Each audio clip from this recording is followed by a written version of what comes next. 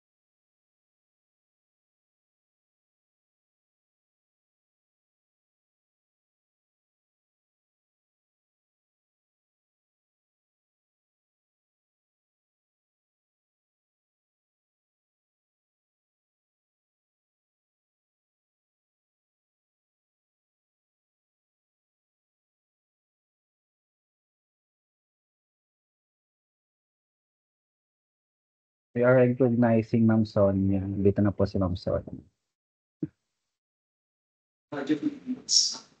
Good afternoon po. Good afternoon po, ma'am.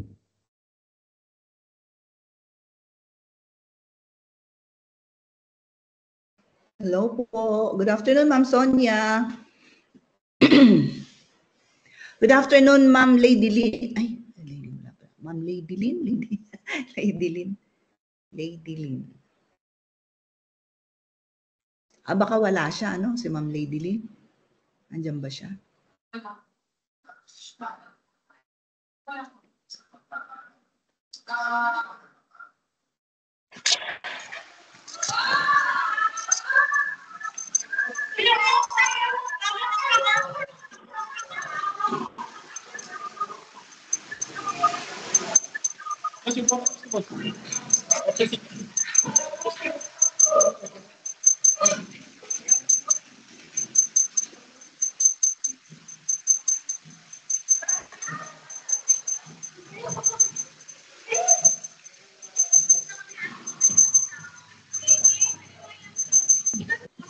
For 4:35, pwede na tayo mag-start.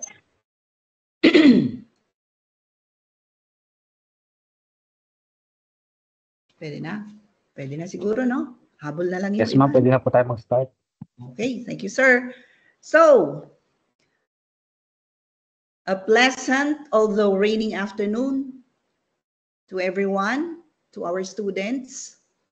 Hindi ko na makita kung anong mga courses ito, but I see BSN. My class is BSN, second year, Block 8. Sir Ryan's is BSN, second year, Block 10. Ma'am Sonia's is BSN. Anong block po, ma'am? Is it BSN, ma'am? Ma'am, BSN 26. Ang hirap po kasi magbukas ng microphone. Ang tagal. Oh, BSN 26 po. okay. BSN 26. Welcome. Nahanap ko nga sila dito eh. Welcome to our cluster session. And our topic is natural law. Students, please listen carefully because it's quite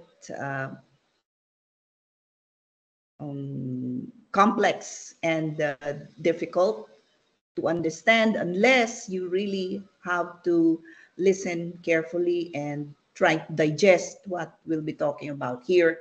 And you will be given a chance to ask questions later.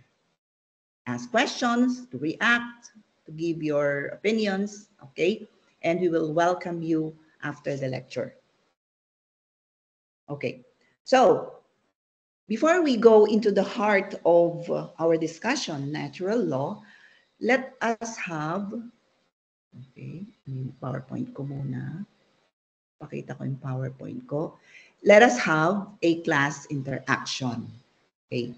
Our class interaction is entitled, What Would You Do? Okay. Now, I'm going to present a scenario here. Try to understand, and I will ask some questions. Here, imagine that you are walking down the street, dyan sa Mabini, and you see a child about to run into the traffic. Walang parents, walang guardians, walang traffic enforcer rather. Ngayon, what would you do? What would you do? Let us ask our students. A child is about to run into the traffic. No parents, no guardians. What would you do? Anyone? Miss Richelle Salvador.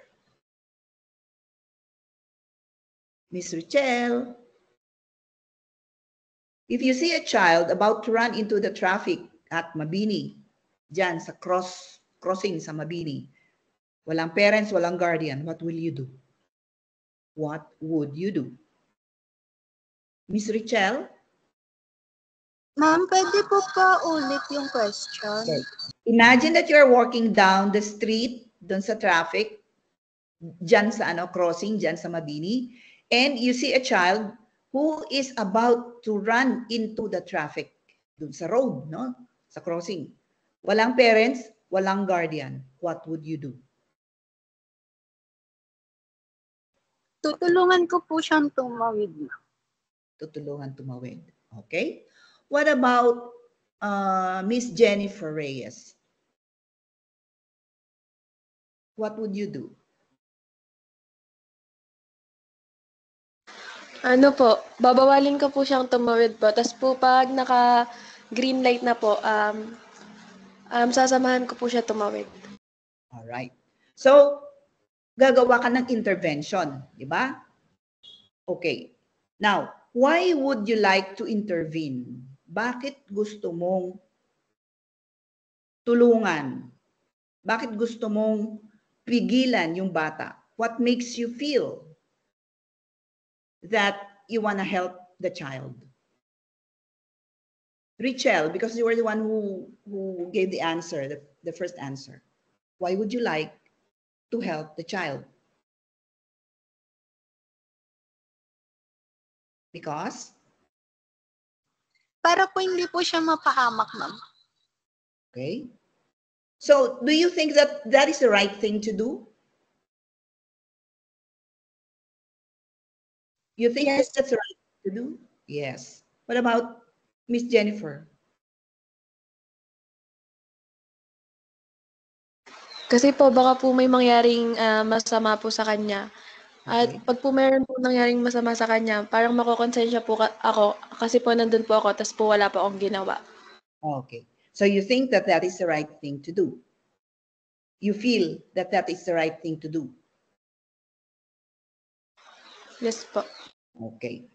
Now, what you have just expressed is an example of what some philosophers call natural law.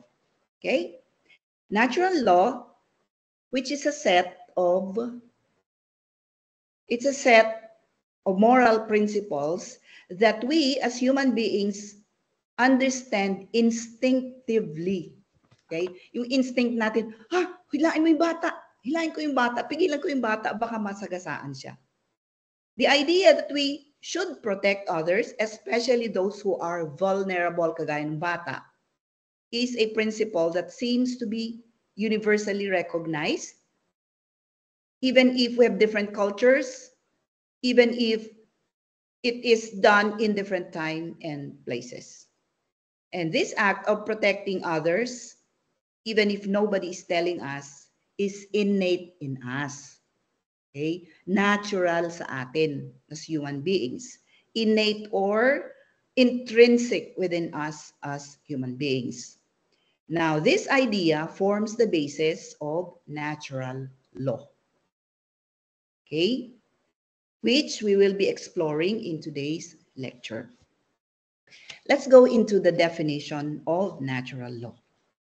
Natural law is a philosophical theory that involves the idea that rights, values, and responsibilities are innate, inherent, inborn, ano pa ba?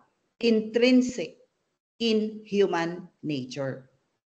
This philosophy, okay, that is innate in us, govern our reasoning, our behavior, govern also our values, okay, our culture. And it doesn't require political order, it doesn't require legislature, batas, constitution, and so on, and it serves as a basis for morality and justice throughout human history.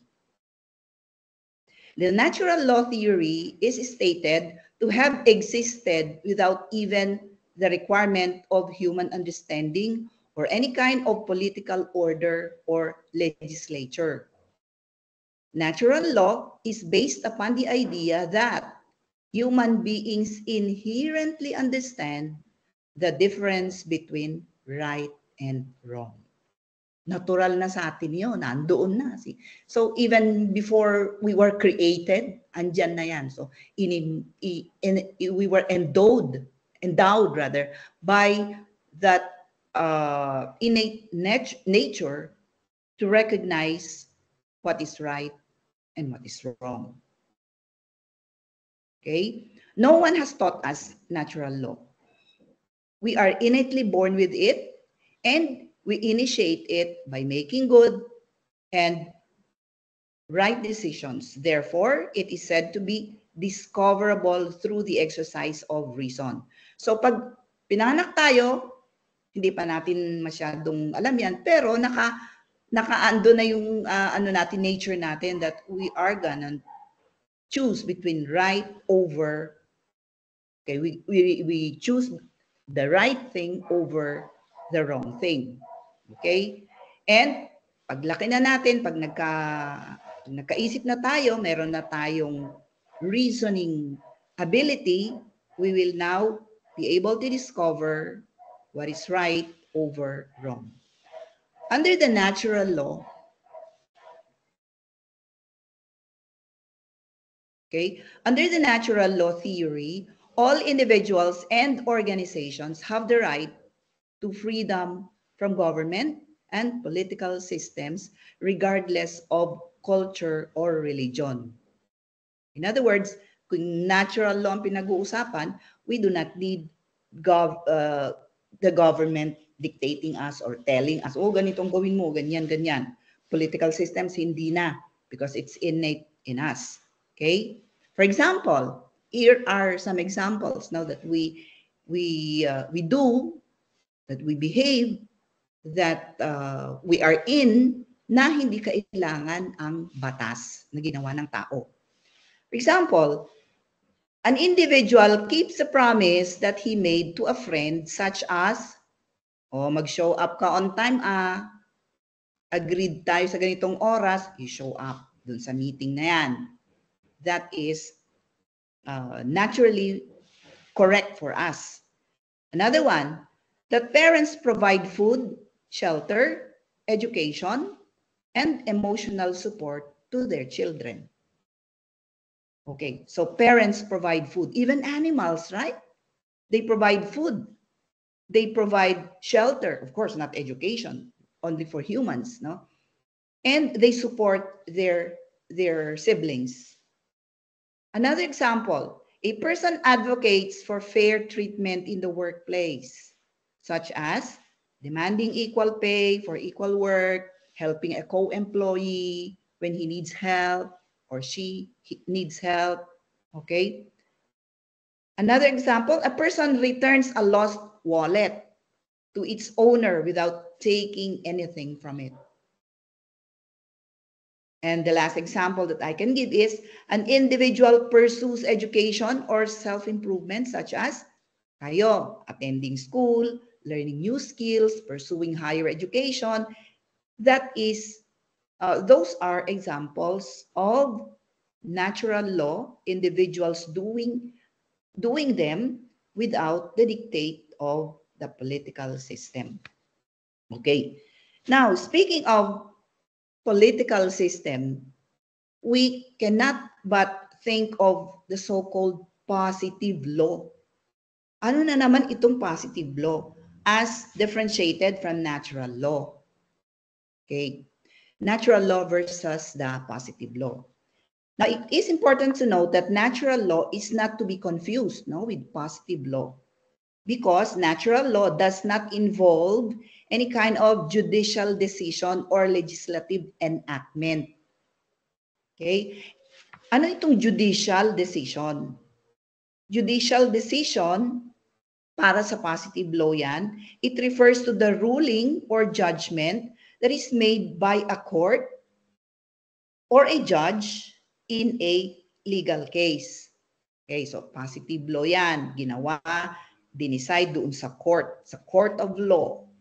Most of the time, this law is enforced on us in society. But natural law, hindi yan ine-enforce. Andoon na sa sistema natin. Okay, ano itong legislative enactment? This one refers to the process by which a legislative body such as the Parliament, the Congress, or Assembly formally passes a law. So yung mga batas na yan, positive law, ay different from natural law.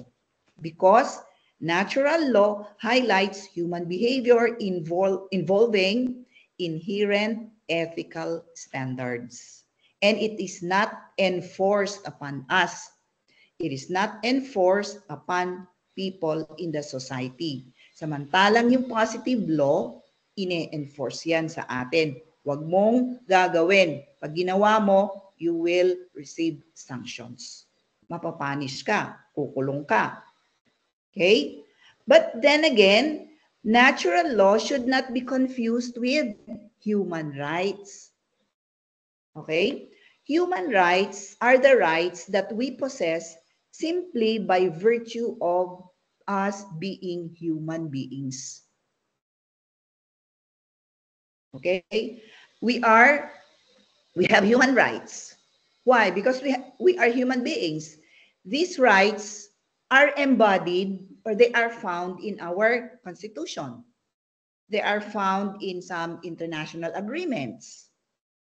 Kagaya ng International Bill of Human Rights, International Convention on the Elimination of All Forms of Racial Discrimination. Those are the laws that are embodied in the human rights. Okay? So, iba ang natural law doon sa human rights. ang human rights, they are created by people. People, leaders of the world, of the country, sit down and they create these laws. Okay, the right of the people, let us protect the rights of the people. So ito ang mga batas. Okay, human rights. While natural law is intrinsic, again, I'm repeating the word intrinsic, innate, inborn, and natural. They are not created by humans. Na andoon na, dating nandyan na. Bago ka palang ipanganak, andoon na. Okay? And pag nagkaroon ka na ng reasoning ability, alam mo na kung ano ang tama at ano ang mali. Okay. Now, positive law involves human-made laws that incorporate rules that can be applied to specific actions at certain times or certain places. Yung positive law, ang human rights ay kasama doon sa positive law. Okay, for example, yung mga batas natin on anti-money laundering, yung mga yon, the law against women and children, animal welfare, law on animal welfare, yung Senior Citizen Act, okay? Yun ang mga positive law. Okay, and human rights is just one of the laws that we see sa positive law na ginawa ng tao. Gets? All right. Furthermore, positive laws are enacted and they are adopted for the appropriate government of society to protect the rights of individuals, to resolve disputes, and to maintain peace and order and safety of the society overall. So it means that our batas, our positive law, are made, okay, in consonance with the kind of society that we have. So yung law natin dito sa Pilipinas, iba naman doon sa Amerika, iba naman sa countries in Europe, magkakaiba yan. It depends on the society. So it has to be adopted para maging appropriate doon sa society to protect individuals, resolve disputes, and maintain safety, order in society. On the other hand, natural law can be the basis for and is used to justify the establishment of positive law. In other words, ini-inspire ng natural law ang paggawa ng positive law. Most of our laws sa Constitution, sa international agreement, lahat yung mga international law natin ay nakabase sa natural law. Okay? So there. Saan ba galing ang natural law na to? Okay? Bakit sumulpot ang natural law na yan? It is because meron tayong mga tinatawag na advocates. Okay? We have advocates of natural law. Now, natural law actually was known to the ancient Greeks. But then they were elaborated by many philosophers.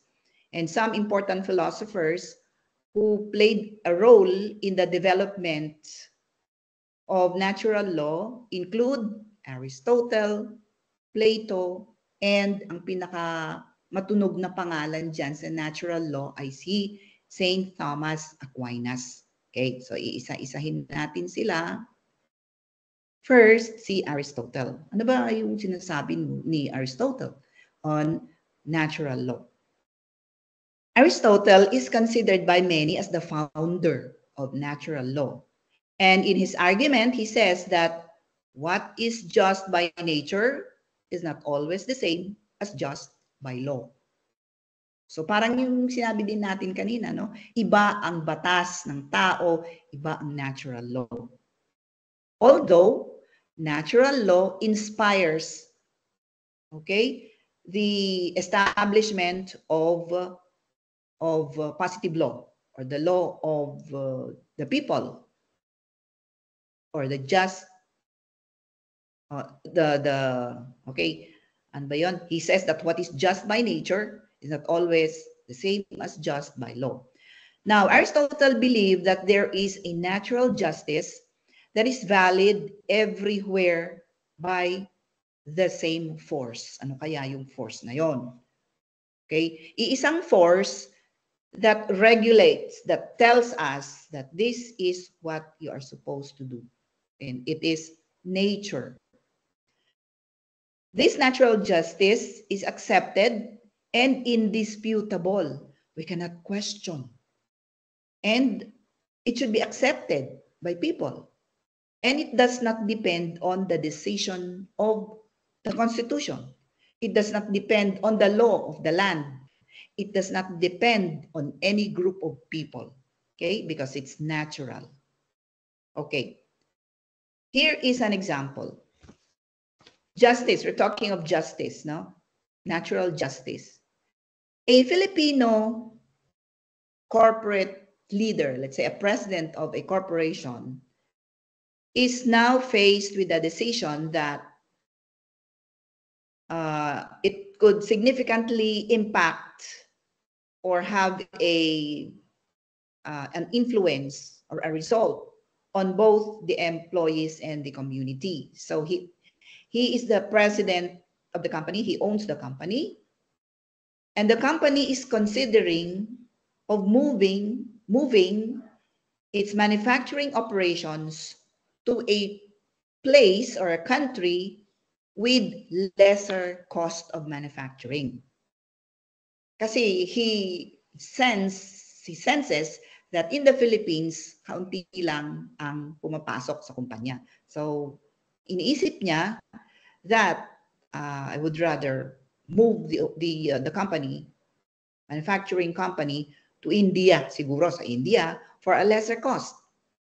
Now, this move would increase profits, but also result in, syempre, mass layoffs, magtatanggal ng mga empleyado, and it would harm the local community where that company has been a major employer for several years already.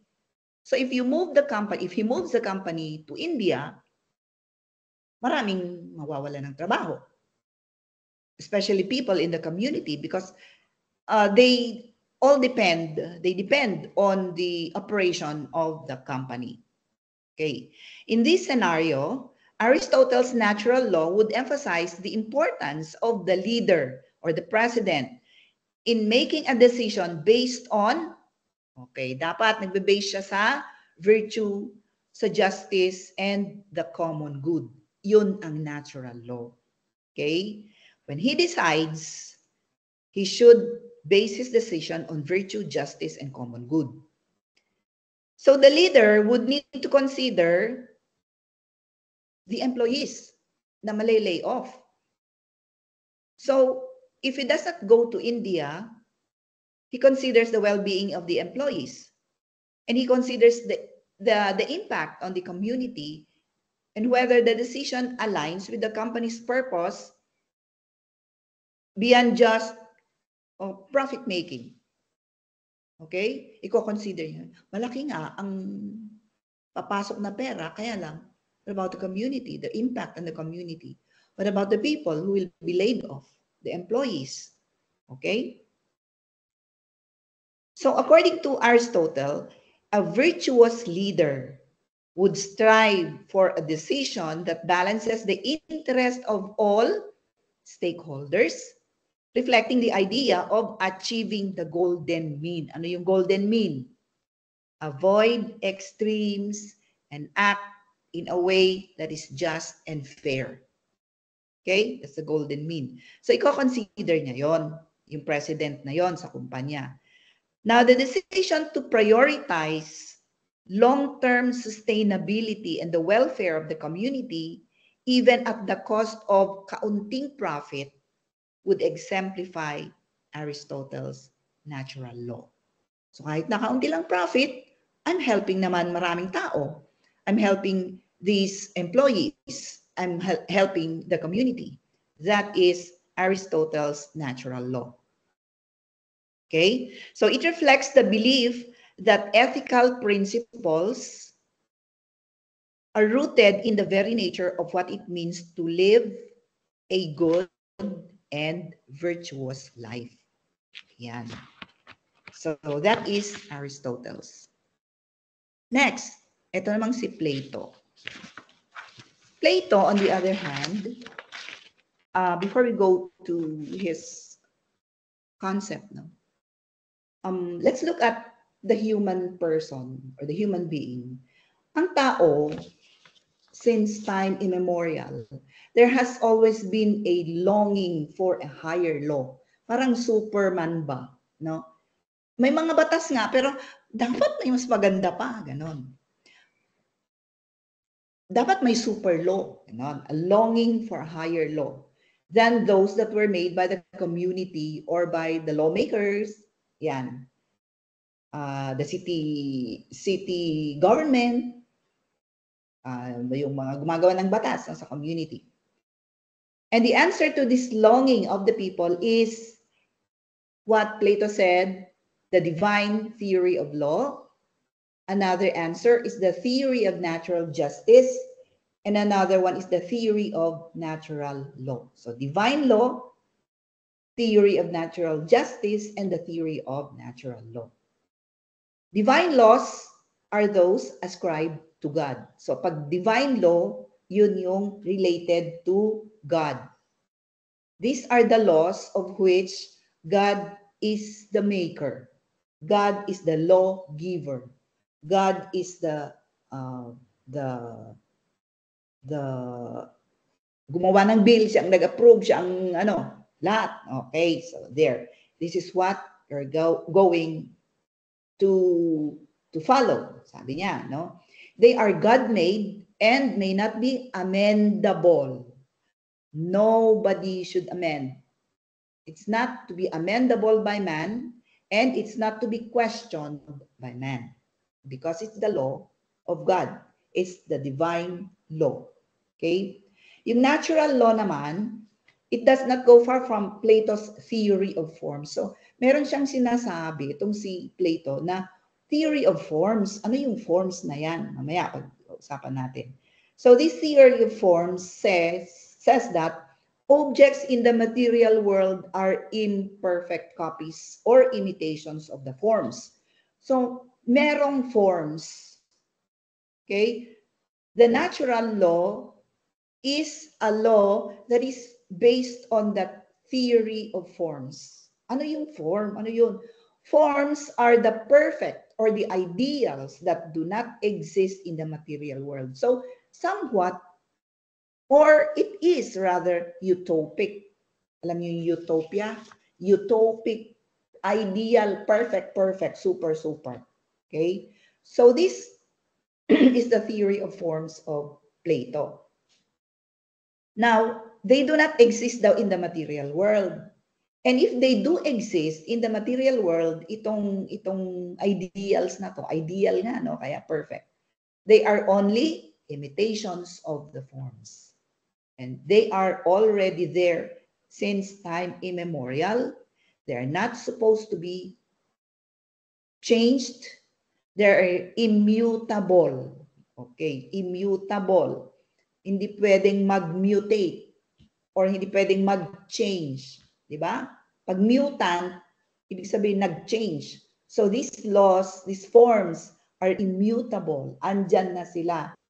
They are only being imitated by the material world. They are there already and they are supposed to be our models of goodness. Yun, sabi ni Plato. Sorry. Natural justice is justice that is not a human invention, but a fundamental principle that exists in the form of the good. Sorry. Plato says that true justice is unchanging, immutable. It's constant, universal. It's true throughout the universe. And it is not subject to personal or cultural differences. No matter what culture, no matter what differences we have, as human beings that justice is there. There's one and only one, and it's universal. Okay. So, napaka-utopic, napaka-ideal. Ngayon, how do we achieve natural justice? Sabi ni Plato, natural justice is achieved when each class in the society performs in harmony with the others. Okay? Harmonious working relationships. In a just society, each person does the work that he or she is suited for in order to contribute to the overall harmony and functioning of the community or the country or the entire world as a whole. Perfect. Grabe, no? Napaka-perfect. Okay. I'll give you another an example again, a situation here. Sino sa inyo ang nakapanood ng Virgin River? Virgin River on Netflix is in its 5th season already. Ako, naghihintay ako ng 6th season. Doon kasi sa Virgin Rivers, it's a community where the people are very good. Walang masama doon at the beginning. They live harmoniously with one another. They help one another. Nung una yan. Okay. So in a small town called Virgin River, there are 3 key persons there. First, a nurse. Second, a bar owner or restaurant owner. Tapos may isang doctor. May isang matandang doctor. Tumanda na siya doon. The restaurant owner is Jack. It is played by Martin Henderson. And he provides good food for the Virgin River people. Siyempre, babayaran nila, no? Magbebenta siya sa restaurant. And he opens his place for parties, get-togethers, and he has a deep concern of the people. And even he even offers his place for refuge when there are calamities like typhoon, eruption of the volcano. Yan. Pag may mga bagyo, may mga flood, ganon. In-offer niya yung place niya. He even offers his place for, alam mo yung mga matatanda, no? Yung mga senior citizens na kung tawagin dito sa Pilipinas. He allows these old people to stay on a round table in his bar to do their crafts. So doon sila, nagkukwentuhan sila habang sila ay nagtatahi. May quilting, may crocheting, merong sewing sila doon. And they're so happy. They tell stories, they tell their own stories to one another, and they're so happy. That is the owner, that's the place, it's the bar who is owned by Jack. Okay. And then the doctor, he is played by Tim Matheson. Ang tawag sa kanya ay Doc. He is a skilled doctor, and he's skilled in healing and caring for the sick. Kasi tumanda na nga siya doon, no, as a doctor. The nurse, played by Alexandra Breckenridge, is naturally inclined naman to assist the doctor and helps in keeping the health of the people in Virgin River. And here is Annette O'Toole. Ang pangalan niya doon ay si Hope. Asawa siya ni Doc. Okay? So si Hope, pinagluluto niya yung asawa niyang doctor, sinusuportahan niya yung asawa niyang doctor. She tends her garden, napakaganda ng garden niya. She cleans the house. She does household chores there. And pagdating ng kanyang asawang doctor, she does the role of a wife. Okay? Yan. Each person, in other words, focuses on his or her respective role. Treating patients, assisting the doctor, managing the bar, keeping the house. Tapos may mga fruit sellers din doon, no? Kumpleto sila, no? Because they are naturally suited for their role. Okay. In this town, natural justice is illustrated by the harmony that results when everyone does what he or she is best, contributing to the overall well-being of the community. When each person performs his role properly, appropriately, the community thrives, develops, and everyone benefits. Okay. But when one takes on a role he or she is not suited for, the balance would be disrupted, leading to a poor outcome of the community, leading to a no harmonious relationship among people, leading to a away ng mga tao doon. Okay. So, at first, Virgin River, napaka-smooth ang buhay, napakaganda, no? Ang takbo ng buhay nila. Okay. Now, in the case of Virgin River, at first, as I've said, no, maganda, harmonious. But then later, here comes a character, Muriel ang pangalan. Okay, si Muriel is an actress who moved to Virgin River in retirement. So after retiring from Hollywood, she tries to seduce the doctor. While the doc's wife, si Hope, allows their relationship. In fact, itong si Hope na to, ito siya, si Hope. Okay? She crafted a date of her wife, her husband, and Muriel. Gumawa siya ng sulat, invitation to Muriel na mag-date daw sila ni Doctor. Ang signatory doon, si Doctor. She sends a letter to Doctor, ang signatory doon, invitation letter to Doctor, ang signatory doon si Muriel. So, nag-date sila. Okay? Muriel and the Doctor dated. So, the community starts to crumble, no? Unti-unti. Later on, itong si Muriel embarks on a relationship with a very young doctor's assistant. Merong pogi kasi na assistant itong si Doc, na ang pangalan niya ay si Dr. Cameron. She embarks on a relationship with him. And another character comes in, itong si Charmaine. Ito siya, ito.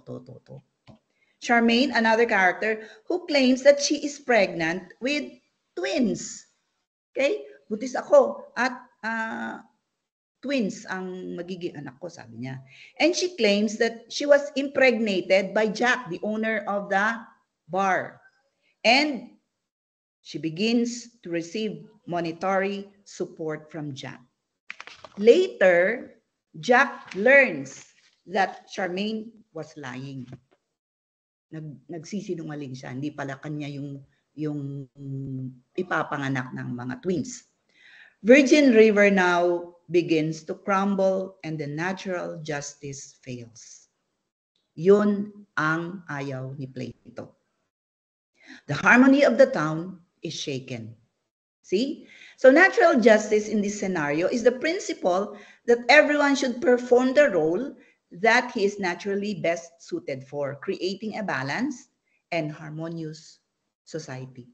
Kung ikaw makikialam sa role, halimbawa, hindi mo asawa yung si Doc, pinapakialaman mo. Hindi mo role yung pagiging nurse, pinapakialaman mo. Ito kasing si Muriel, pumunta siya dun sa clinic and she started to become an assistant. So the community, nagtaka sila, bakit nandiyan si Muriel? Bakit si Muriel nakikipag-date kay Doc?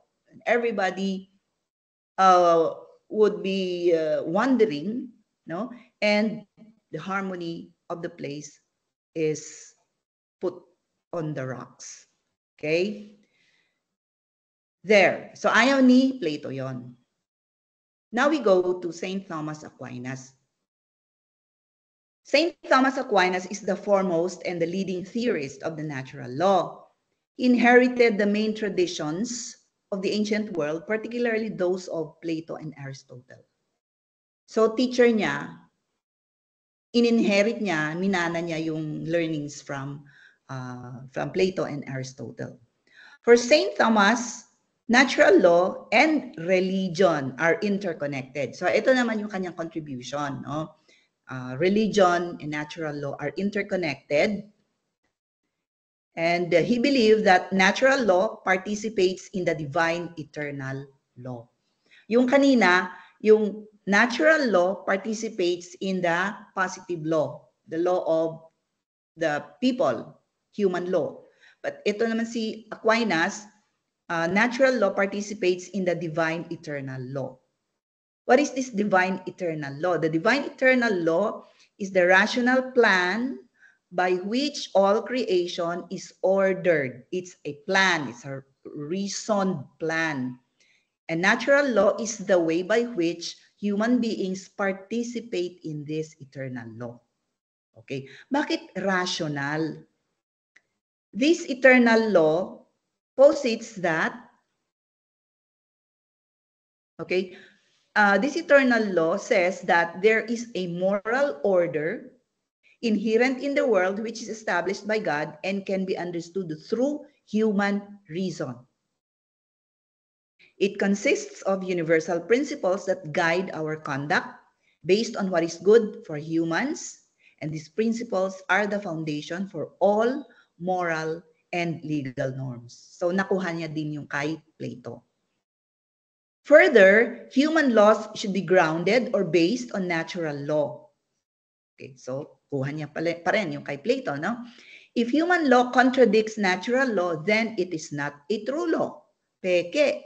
It is not legitimate law and it should be avoided. Okay?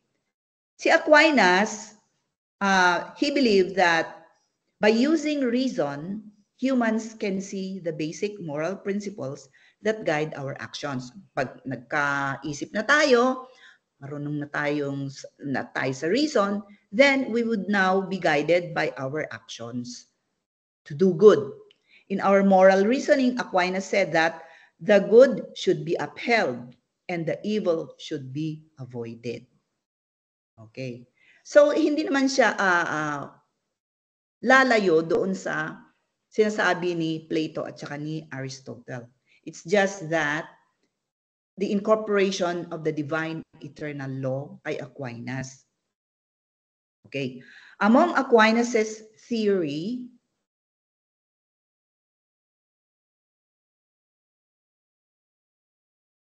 ay, na-late ako sa ano. Ito na pala. Among Aquinas' theory are, 1, preservation of life, which means that all creations are inherently ordered, therefore we should preserve life, or at least help in the preservation of life. Another, respect of human dignity. Okay? That we should respect a person's opinion, person's ideas, and his freedom also, and his autonomy, and his decisions also.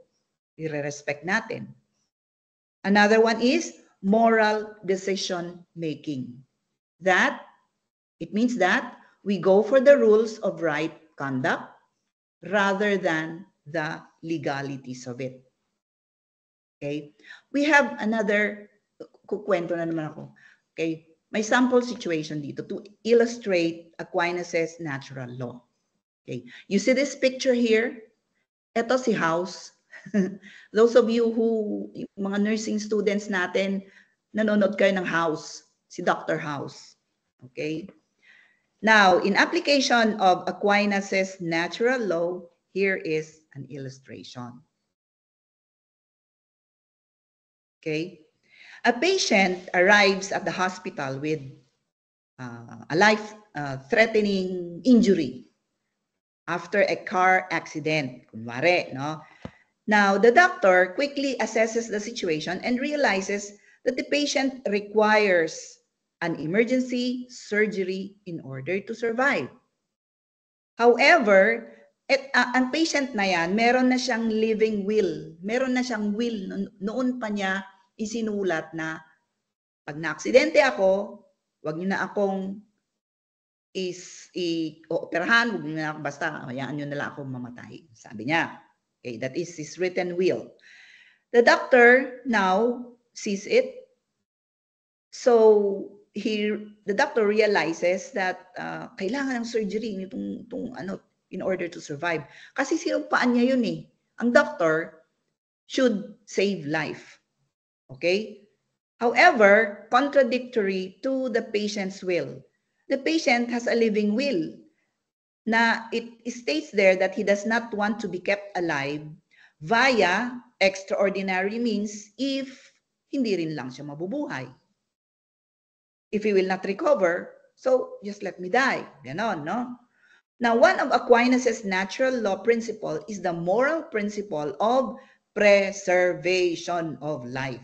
So, the doctor knows that as a general rule, and as Aquinas' rule, he is obligated to save the patient's life by performing surgery to preserve the patient's life.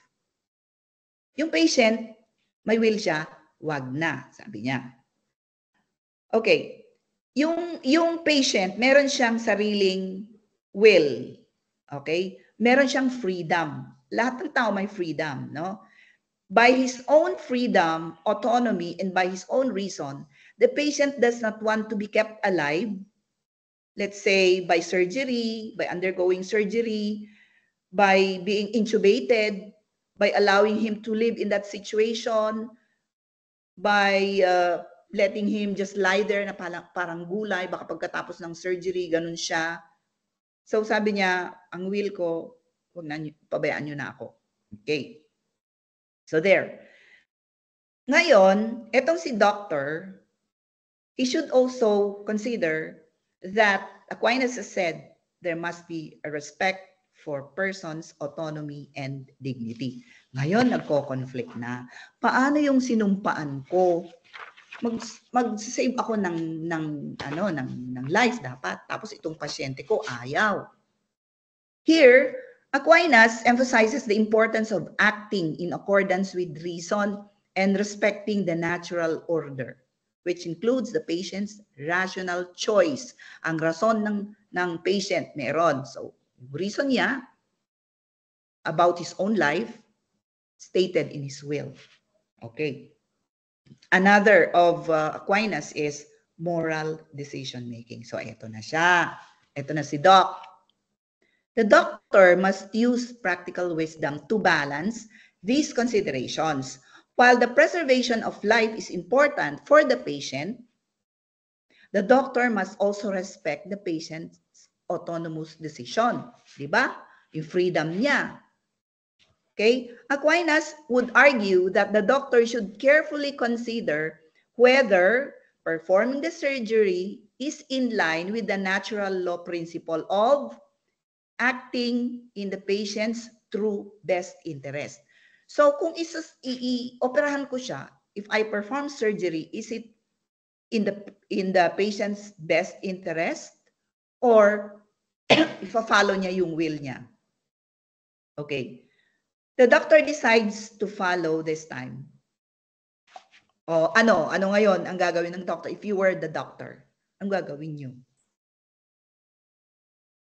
What is the decision in the light of natural law according to Saint Thomas Aquinas? What do you think? The doctor now decides to follow the patient's wishes as specified in his will.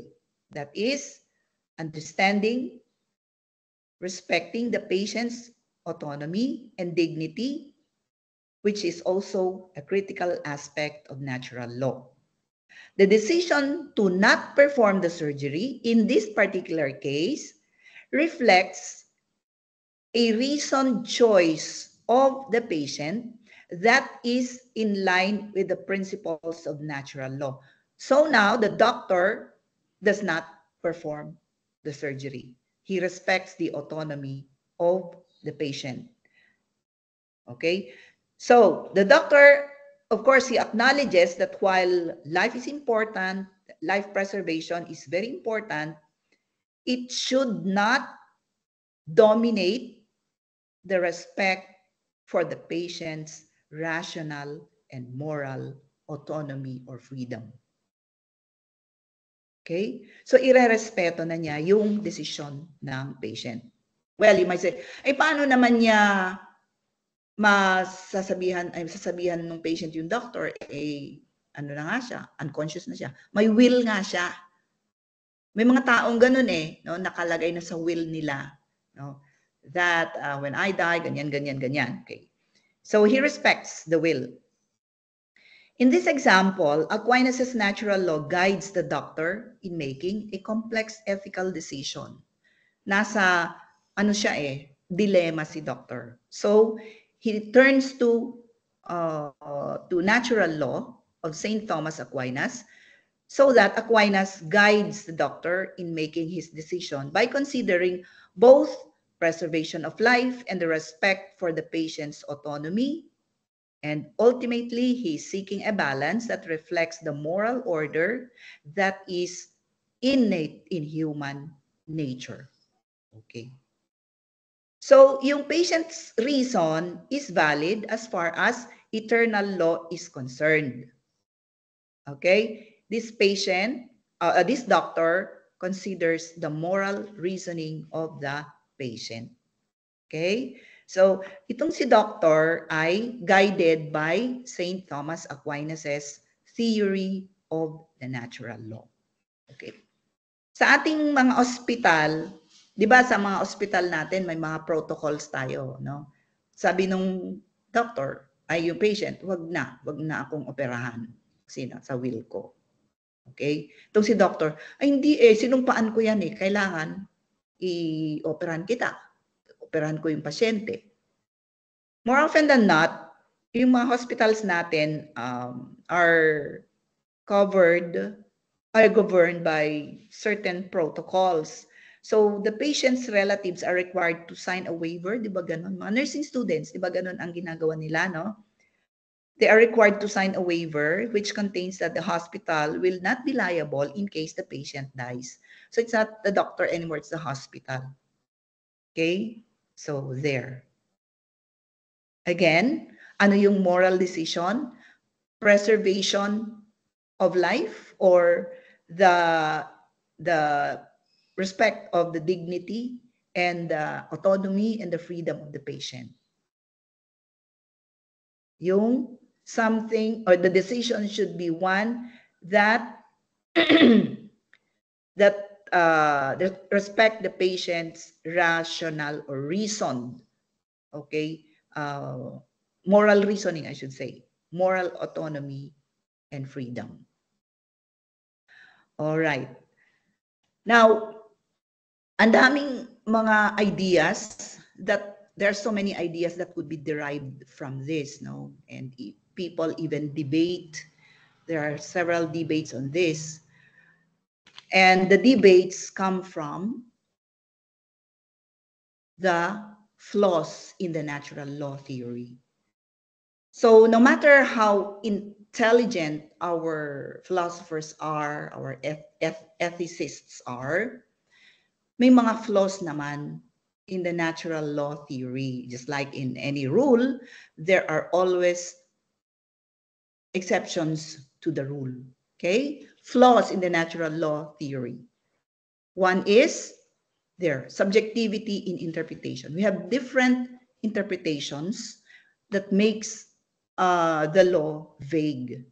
So what we consider to be natural may differ widely depending on the culture, orientation, religion, and they are subject to subjective interpretations, different interpretations on what these laws entail.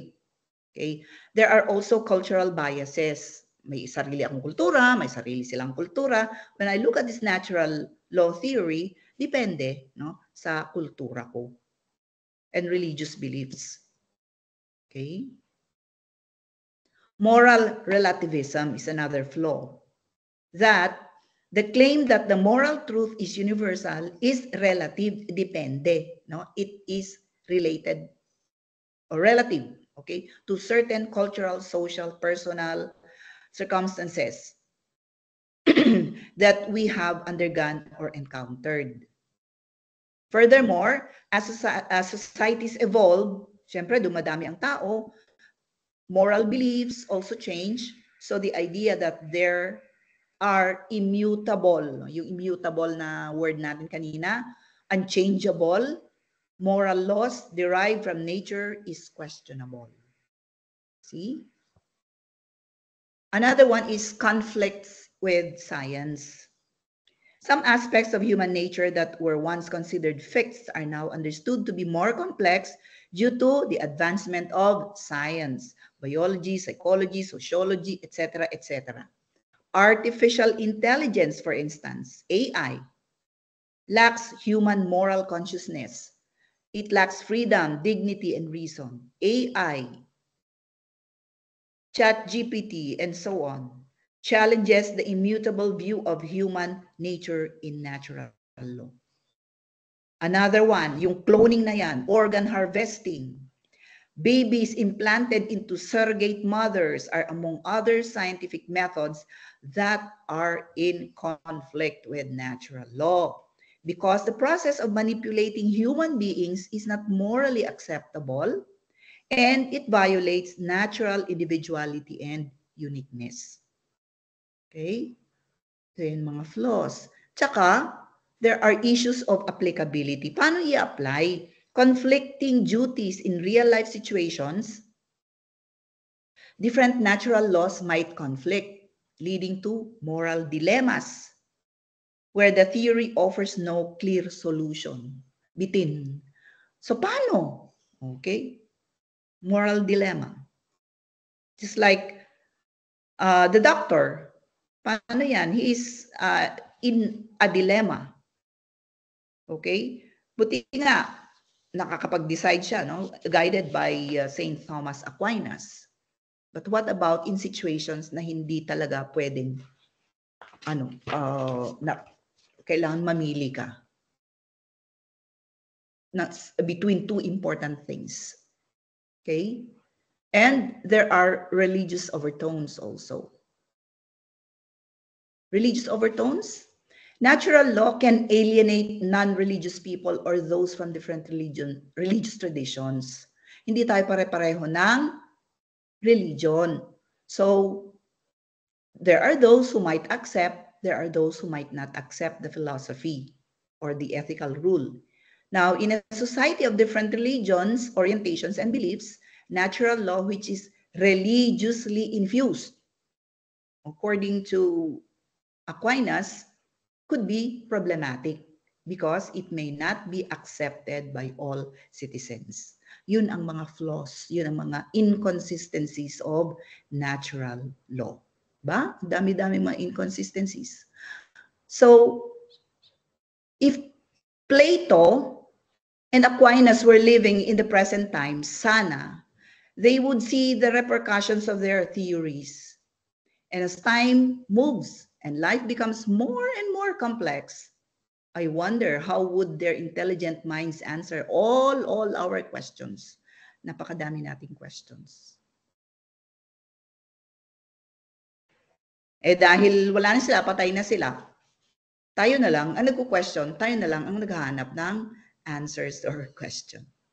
Okay, so as a summary, natural law is an ethical theory that claims that human beings are born with a certain moral compass that guides behavior. Another, these inherited rules essentially distinguish the rights and the wrongs in life. Next, under the natural law, everyone is afforded the same rights, such as the right to live and the right to happiness. Then, natural law is evident in and shapes many of our laws, many of our business policies, and our human rights agendas.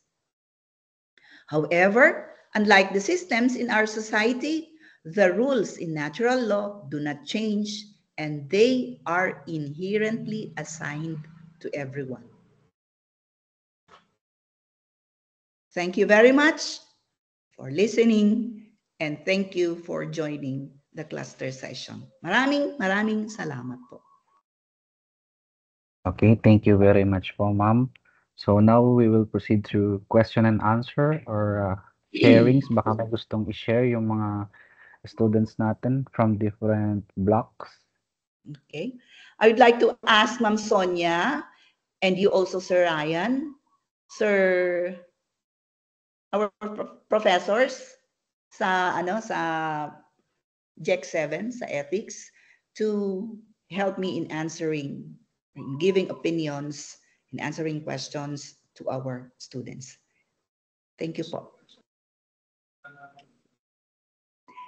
Okay, Sonia, copy po. Yes, ma'am.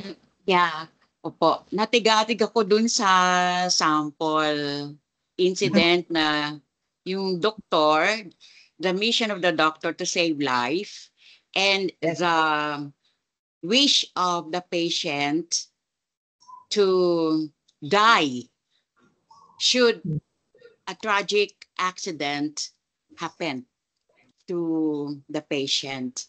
Opo, kasi dapat linawin din po natin yun, no, if it's really happening sa ngayon. And I'm very glad, Ma'am Jean, thank you very much for this presentation. Kasi ano yun siya, no? It's a wake-up call na maraming ganito mga practices na dati vis-a-vis yung sa ngayon.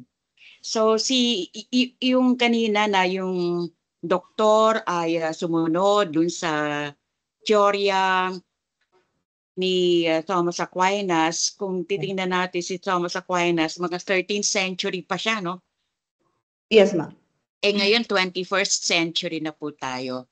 So, una, gusto natin intindihin, nangyayari pa ba ito ngayon na nakakaisip ng dilema ang isang doktor, whether sundin ang wish ng pasyente vis-a-vis the agreement, no, with the parents or the relatives, or kailangan niya sundin yung kanyang Hippocratic oath na kahit anong paraan kailangan na sumagip siya ng buhay.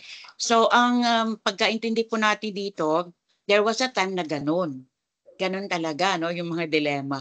Pero sa ngayon, I wonder if our medical practitioners will be thinking of Thomas Aquinas or the Hippocratic Oath, yung kanilang pinanumpaan na magligtas talaga ng buhay. So yun po yung linawin natin sa mga estudyante na yung example kanina, yan po ay isang nangyaring incident, but at present, ang alam ko sinusunod ngayon ng mga doktor ay yung kanilang mission na bumuhay. Kaya hanggang ngayon ay dinidebate pa sa atin yung abortion. Hanggang ngayon po, kahit na abortion because it is needed by a rape victim. So hanggang ngayon dinidebate pa yon. So yun na po linawin natin, no? Intindihin po natin na maraming flaws at yung mga samples ay just to illustrate what happened before. Pero yun nga po, umuunlad ang ating kaisipan at kung meron mang pagpapasya, isang desisyon, ang isang pasyente, you have to consider also yung science, yung ano dapat mangyari at yung desisyon din ng kaanak at isang kaanak lang ba ang kukunan natin ng desisyon or not. Pero again, may nangyayari pong euthanasia. Yun po, maganda itong presentation ni Ma'am Jean. Isa pa ring sample dito, yung natural law. Tingnan po natin yung kaugnayan nito, no, dito sa Pastor Quiboloy case na Ma'am Jean, bigyan mo ng konting ano to ha. Kasi si Pastor Quiboloy, di ba? Ito yung eternal law, natural law, siya yung nasa kanyang katawan, ang ama, ang dami pong nagkakamatayan, nagpapakamatay because of Quiboloy. So paano po natin malilinaw to sa mga estudyante na yung pong natural law ay hindi nagbibigay ng kapangyarihan sa isang tao na magpanggap ng Diyos at magpatupad ng kahit anong gusto niya over the rule of law. Thank you po, Ma'am Jean. Thank you very much, ma'am. Sir Ryan, our facilitator. Good afternoon po. So far po wala naman po akong may dadagdag dahil napaka healthy po ng ating discussion. Napaka daming ideas po na share. How about sa mga students po natin? Baka po may gusto silang itanong or i-add or i-share about sa topic. From my students from BSN 2-10, baka meron silang gustong i-share. You may you may click raise hand kung gusto mag-add. I think there was a hand being raised. Don Carlo. Is it Don Carlo? Okay. Don Carlo is from my class. Don, you may now open your mic and share your thoughts about the topic. Nasaan na si Don?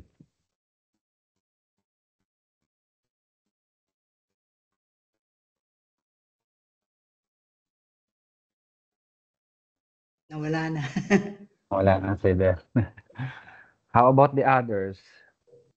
From BSN 2-9, 2-8, 6. Okay, so BSN 26, magsalita kayo.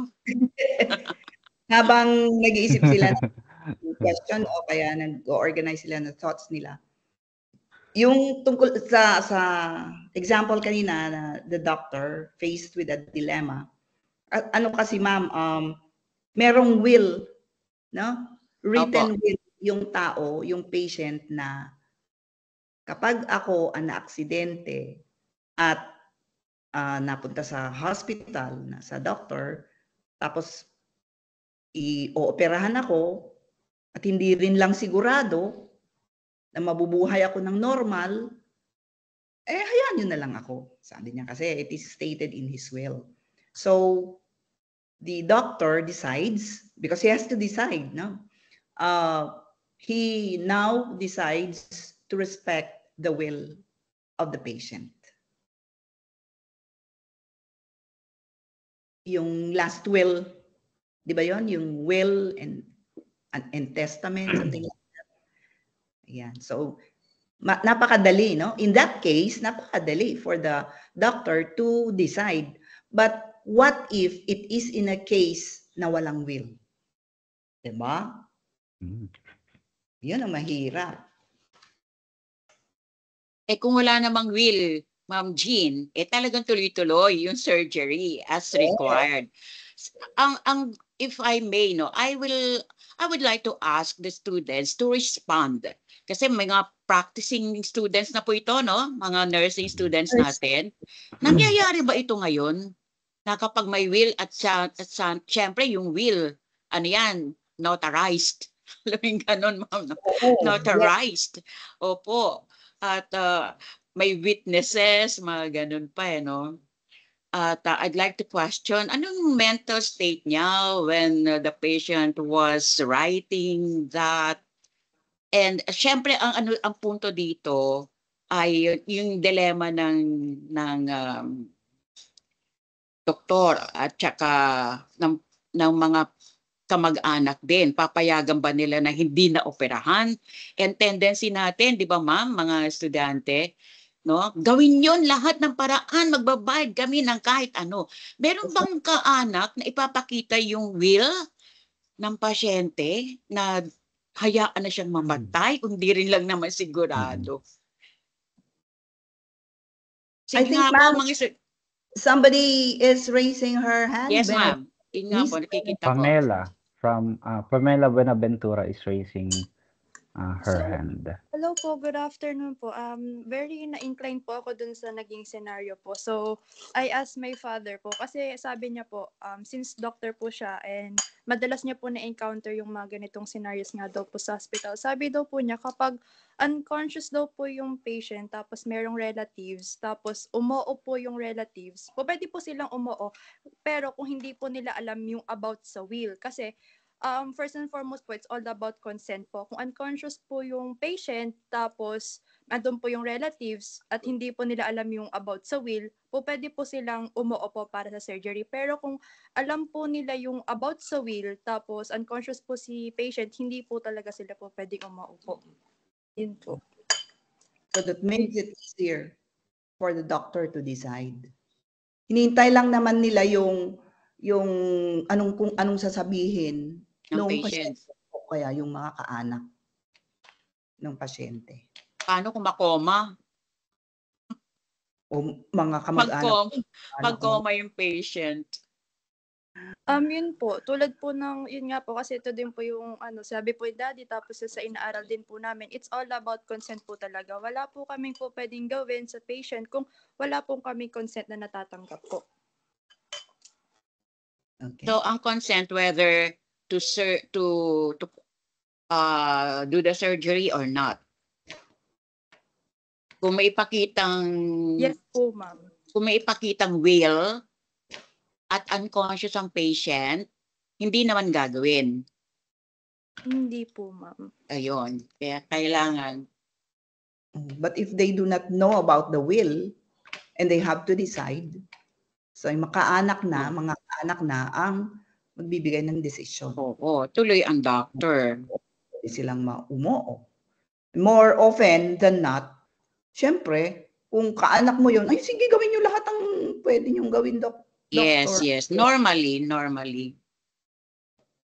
Ang alam ko, Ma'am Jean and students, kapag alam ng pasyente na hindi na siya mabubuhay, i-donate niya yung kanyang organs. Yun naman.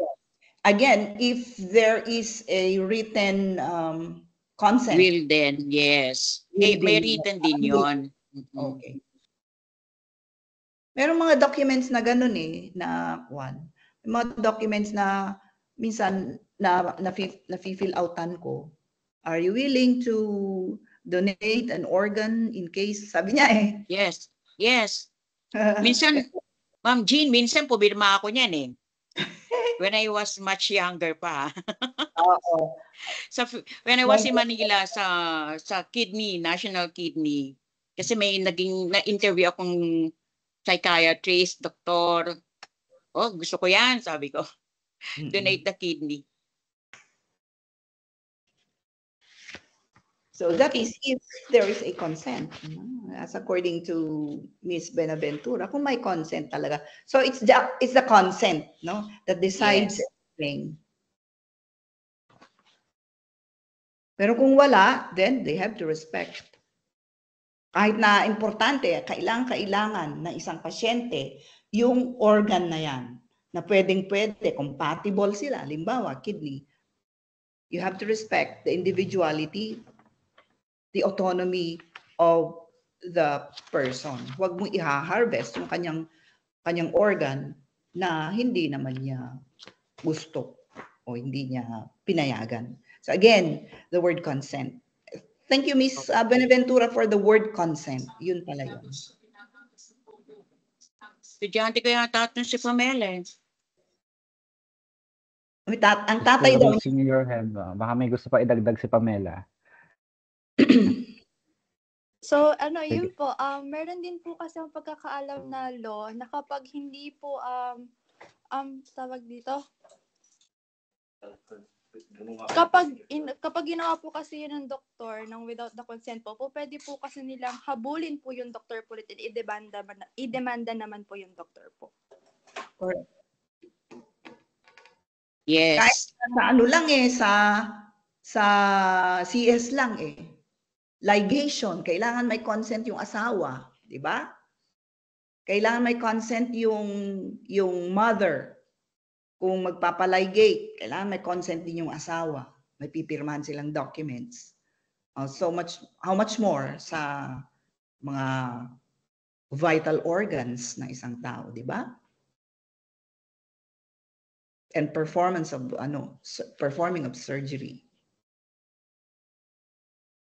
I wish we could have time. Kasi doon sa reproductive rights, ang understanding ko, hindi na kailangan yung consent ng husband kapag gustong ano yung ginagawa sa women? Ligation? Ligation. Sa akin kasi noon, ma'am, na-ligate ako, there was a consent. May pinirmahan ako. That was a long time ago. ano pa yun? 1999 pa yun. Okay. Sa Bago lang. ngayon, hindi na po eh. Oh, okay. Mhm. Don Carlo is raising his hand. Mr. Don Carlo. Siya yung nag-raise kanina ng hand niya, di ba? Si Don. Tapos nawala. Yes Tapos po, ma'am. here he comes again. Don, paki-open ang mic, Don. Daw po. Tingnan mo.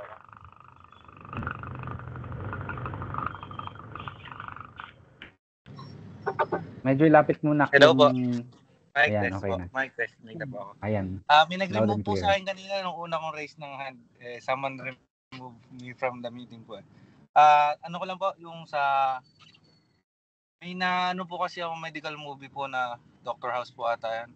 Is para po siyang may na-aksidente po. Kailangan po nila ng kidney for doon po sa isang patient. So may dumating po parang critical condition po ng aksidente.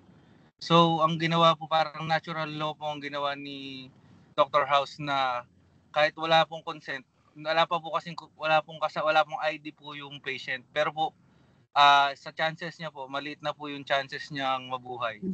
So ang ginawa po ni Dr. House is kinuha niya Hinarvest. without consent po, kinuha niya po yung organs yung usable organs po nung nasa critical condition. Tapos pinalabas na lang po niya na para po hindi po magsarado yung ospital or magkakaso. Pinalabas na lang po niya na namatay na po si patient. Parang ganun po. Na pinag-harvestan ng organ. Yes po. Okay. Pero po, Saan kaya natin ano yon na saan sa law, sa natural law? para pong natural law. Kasi po parang natural law po siya. Kasi po, parang against yung human law, legal law. Positive law po ba yan? Positive law po na kahit po alam niyang mali po or alam niyo po kasing low chance na po mabuhay yung na-aksidente. Ganun po. Thank you po. Okay. So it goes with the preservation of life. Yung may-ari ng organ ay sure na hindi na mabubuhay. So, inharvest nila yung organ niya at inilagay nila doon sa sure na mabubuhay. So, it's still preservation of life, still natural law. Okay? If nobody, walang nag-claim kasi walang ID, walang identification yung tao. Tama? Opo, wala po siyang identification. Pero po wala rin po siyang yung willing po na mag-donor yung sa ID. Wala po ganun. Mabuti kung walang mag-claim at walang Pero parang you see, those situations are very ideal, no? Napaka-ideal. Kaya nga, ang natural law, I look at it as something that is very ideal and it's perfect. It's utopic. Para po kasi siya para po siyang playing God po. Yung doctor po mamimili po siya ng sino mabubuhay or sino ang mamamatay. Ganun po. Okay? And he has every reason in natural law. He has every reason based on or in the light of natural law po pwede.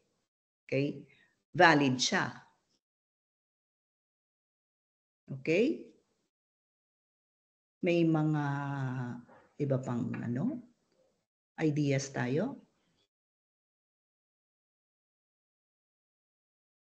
Sino pang gusto mag-share from the other block? Sir, naka-record na to, sir? Yes po, ma'am. Okay. Yes po, recorded po. I-upload ko na lang po ulit sa YouTube, tapos isesend ko na lang po sa GC natin yung link para i-share nyo po sa mga klase ninyo. Ayun, thank you so much. Shareable naman talaga itong topic ni Ma'am Jean. Thank you, ma'am. Opo. Okay, do. Parang wala nang atang gustong mag-share. Siguro sa mga respective class sessions na lang. Yeah, class sessions.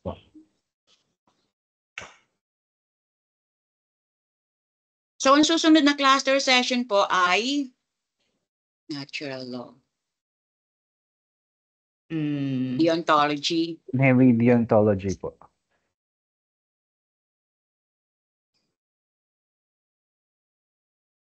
Which will be discussed by? Ay, wala pa yata. Wala pa pong nakaka-assign. Si Sir Alex po ata nag-a-assign naman. Yes, ng sir. lecturer. So, 3 klase lang po ngayon, ano, sir? Yung klase ko, yung klase ni Ma'am Sonia, yung klase mo. 3. And all are nursing students, BSN students. Block Baka A? may mga klase ba si Sir Alex dito? May mga estudyante ba siya? Wala namang nag-raise. Baka 3 lang po tayo siguro. Yeah. Wala na po atang gustong mag-share ng kanilang insight. Sir, nakukuha ba attendance dito?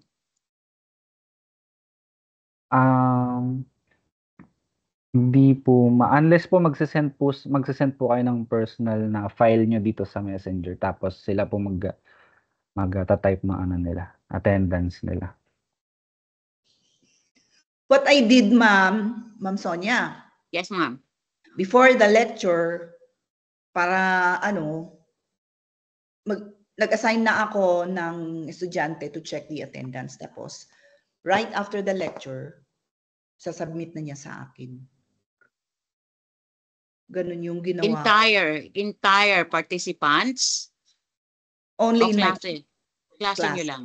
Yes, ma'am. My class. Oh. Ganun din naman, ma'am, ako. Sa klase ko, may mga group chairs ako na magre-report. Pero si Ma'am Mika, Ma'am Mika na yung attendance nakukuha niya. Pero lahat nung... sana may makakuha ng lahat ng participants. All we have to do is just to pick out from among the students kung alin doon ang mga estudyante natin. Ganun yung... Pero kasi puro letters lang to, no? Mga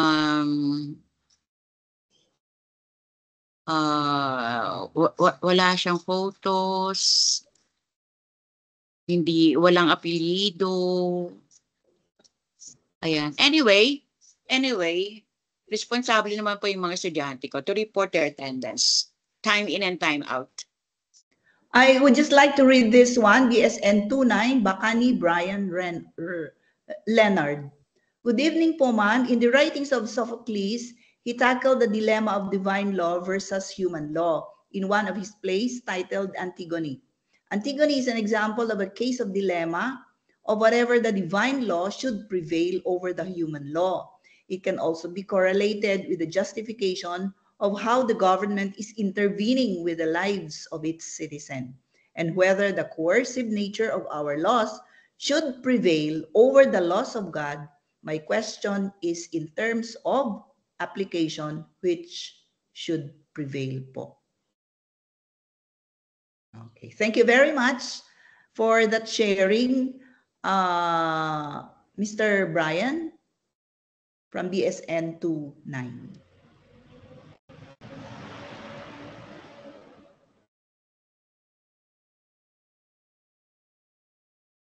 Okay, so I think we will now close our virtual room, and if we want to continue with the discussion in our respective classes na lang. Okay? Maraming salamat sa mga sir at saka mga ma'am na nag-join, and of course, especially to our students. Stay safe, stay dry, and good evening sa lahat. Thank you very much. Thank you po, ma'am. Thank you. Enjoy the rest of the night. Bye. Bye po. Thank you po, ma'am, sir.